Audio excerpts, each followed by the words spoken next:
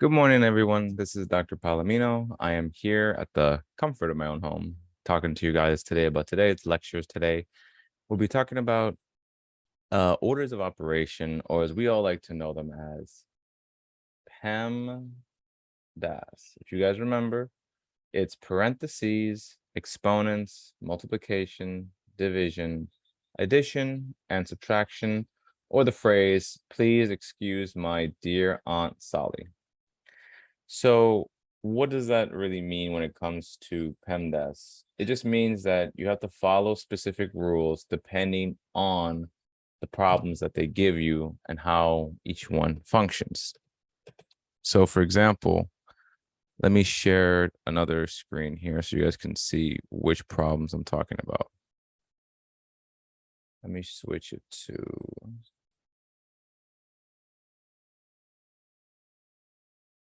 this example here for classwork. So for this, we're going to notice that here, let me just change this to draw.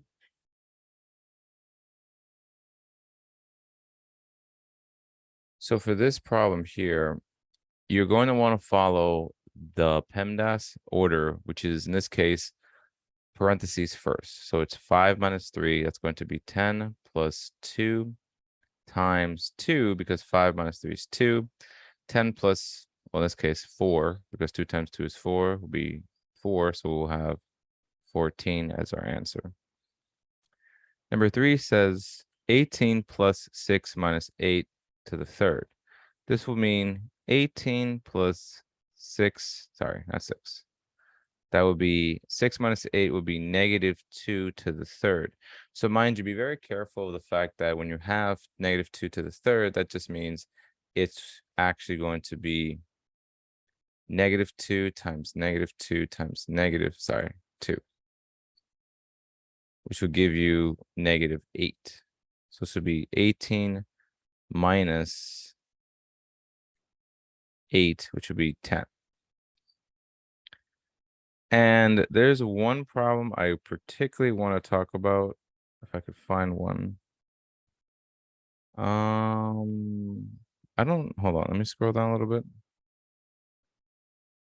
Where is, yes. Let's jump to number 11 over here. There's a reason why I want to particularly talk about number 11. Actually, let me do these three real quick. So look at these two, look at these three. 11 is a big issue because some students have this habit to just skip the order of operations, because the thing is, whenever you're doing PEMDAS, correct? You have to understand every student will think, okay, multiplication is going to be the next operation. However, the thing is, that's not always true. It all depends on, let me just rewrite this here. The reason why I say that's because math, you always read the equation from left to right. So that is very important, meaning if I'm reading this problem, 12 divided by 3 times 3 square, 9 times out of 10, somebody would try to do 3 times 3 instead of 12 divided by 3. So they would get 12 divided by 9 square, and then they're left with 144 divided by 81 because they don't know how to cancel this or reduce this further. So no, that's not what you do. What you do, what you have to do is 12 divided by 3 first. So this would be 4 times 3, and then this becomes 12 square, and then 144. So when it comes to PEMDAS, just always remember it's whichever came first. If it's multiplication that came first, you multiply. If it's division that came first, you divide. So always remember that important rule. It's very, very, very important you remember that. Number 12 says here, so we do the parentheses first. This will be 8 times -4, which will give me -32. And we have 4 squared minus 25 times 1/5. So this will be, do the exponent first. This will be 16 minus 25 divided by 5, which we know because this times this is going to be 25 over -25 over 5. I'll have 16 minus 5, which is just 11. So please remember that crucial factor. That's one I really wanted you guys to talk about, want to go over. The rest of the examples here, you can decide to go over on your own for practice. If not, it's okay. Let me change my screen here. I'm gonna go back to the other slide here. I'm gonna go back to this one here. Okay, so from here, let's see. Yes, rules of signs. So this is also important. Let me change that to whiteboard. Rules of signs, which I think I've talked about yesterday, but if not, I'll repeat myself. If the signs are the same, then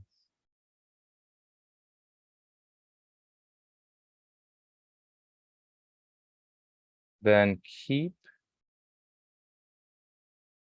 the signs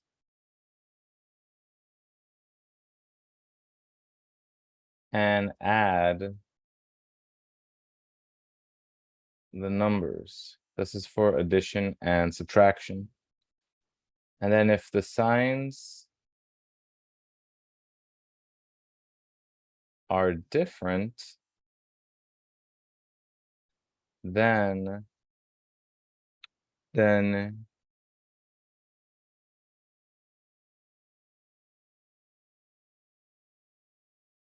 if the signs are different, then keep the sign of the bigger number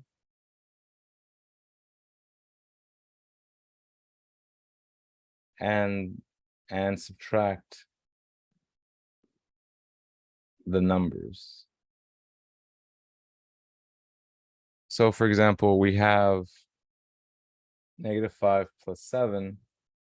We understand that it's clearly obvious that you want to keep the sign of the bigger number, which is, positive. So therefore be positive 2 here, or you just simply rewrite this as 2. Or a more blatant one, a confusing one would be -13 plus -4. This tends to confuse students because they would think -13, 9, -4, they would actually subtract the numbers, so therefore it would be -9. In reality, always remember to think in terms of money.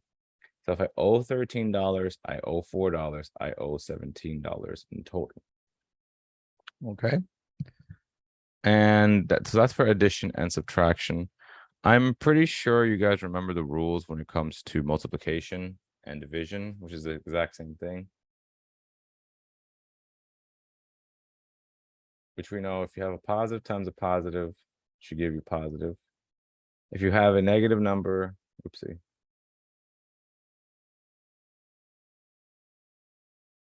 Times another negative number, you will get a positive.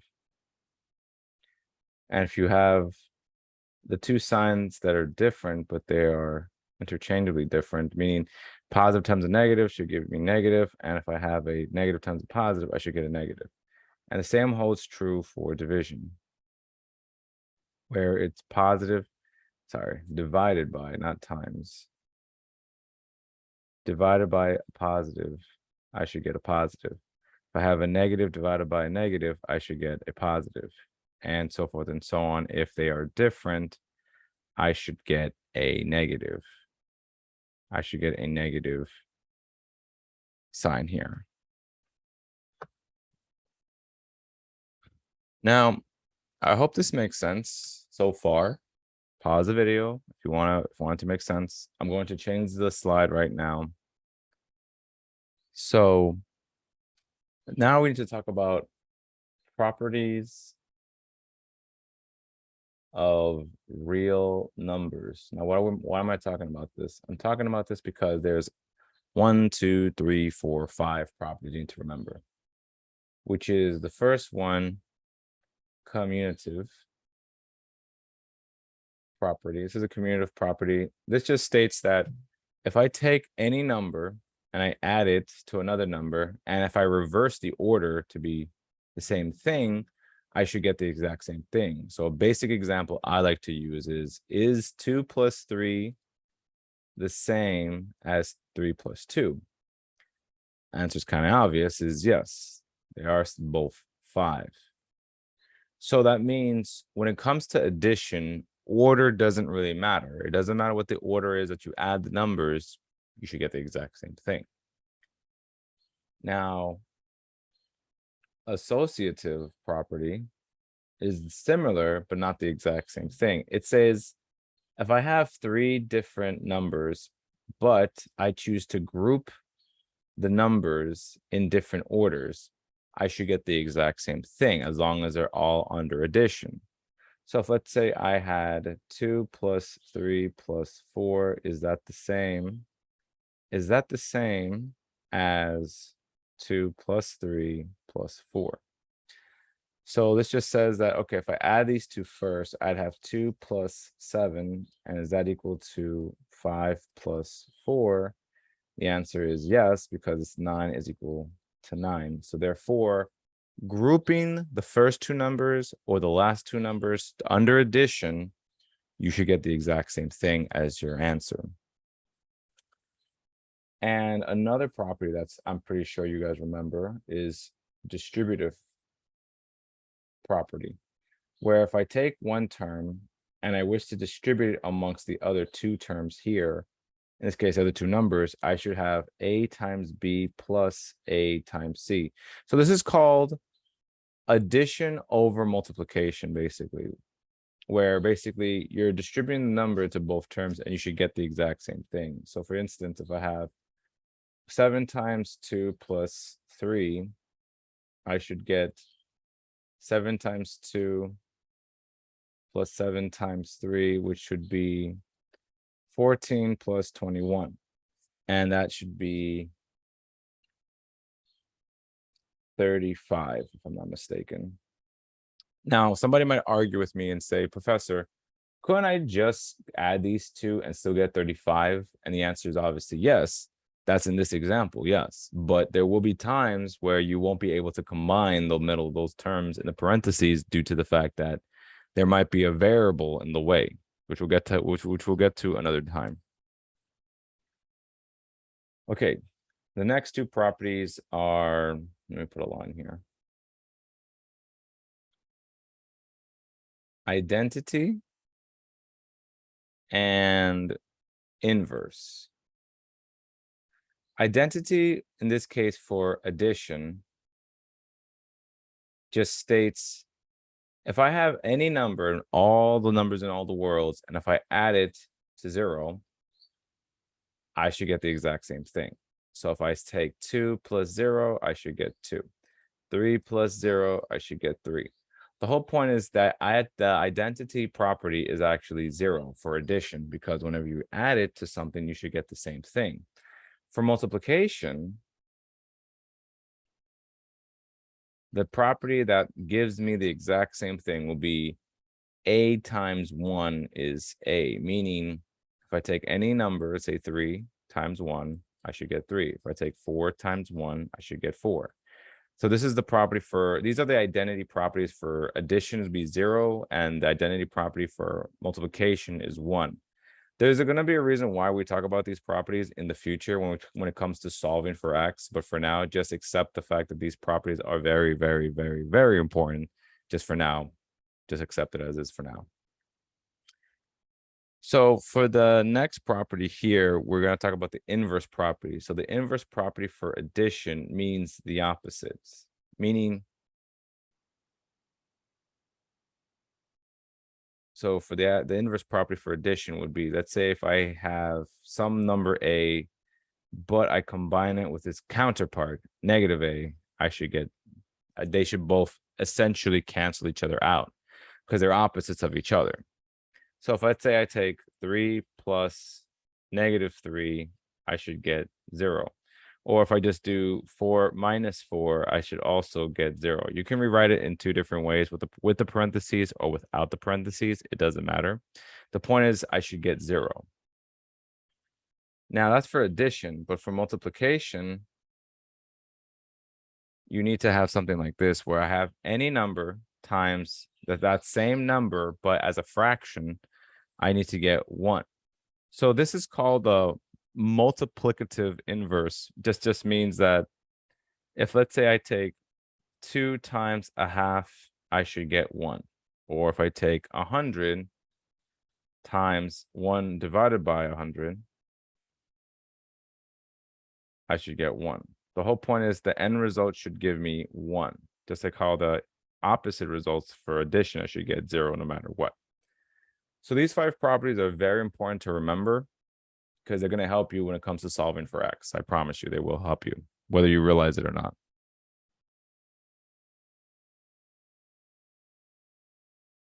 Okay. And the next part we have to talk about is some basic tips. So some helpful tips would be when it comes to understanding math is to realize math is challenging.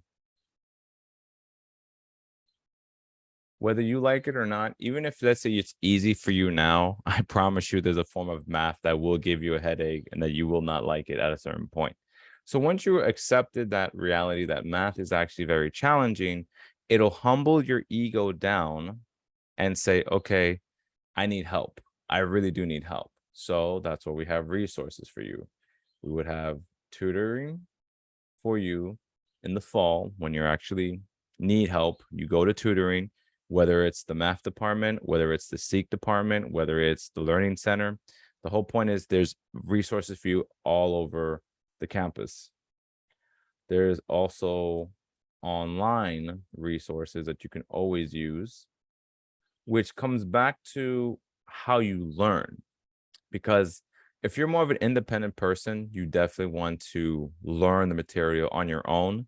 Then go on YouTube, go on the internet, go to the library, do whatever you have to do to actually learn the material yourself. But let's say you're not the kind of person that's that self-independent, that's self-motivated, and you need help from others.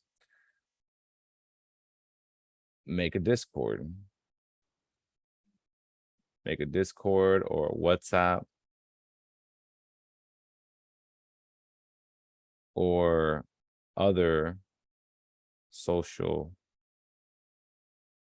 media app. So this way you're able to work with a friend and collaborate together and say, hey, listen, this course is very hard. I need help. So you work together, you work together, you make the time and you study together to work together. Now, the last tip I'll give you for this that you definitely, what I encourage you to do is when you're studying for this course, well, not this course, just whenever you have a math course in general, is you want to make sure you're studying and practicing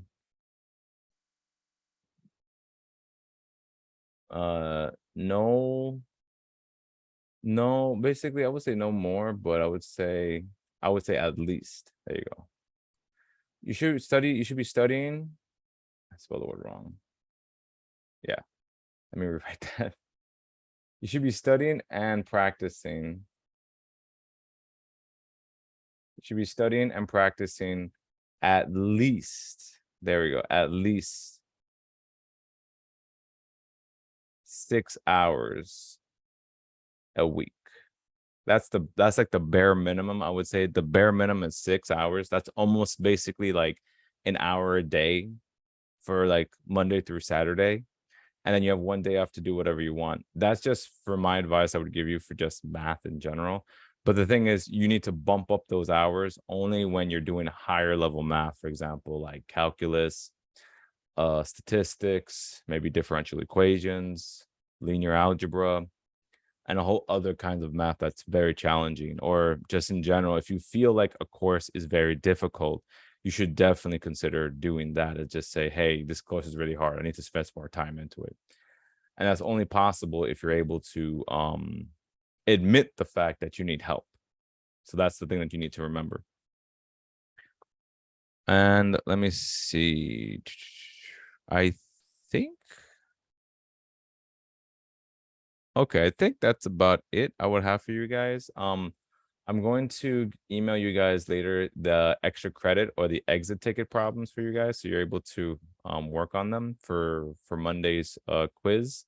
Those extra credit problems that will be there for you to work on. So once you complete them and submit them to either me or Shawana, you'll be able to receive 5 points to your quiz this coming Monday. And the quiz will be based on yesterday's lecture and this video's lecture. So by all means, be sure to watch this video and be sure to review your notes as well. Let me see. Also, all right, I forgot. I need to email you the class notes yesterday as well, which I will do today as well. So I'll do that as well. So with that being said, I will see you guys this coming Monday. So I hope you have a great weekend, have a great day, and I'll see you then. Take care.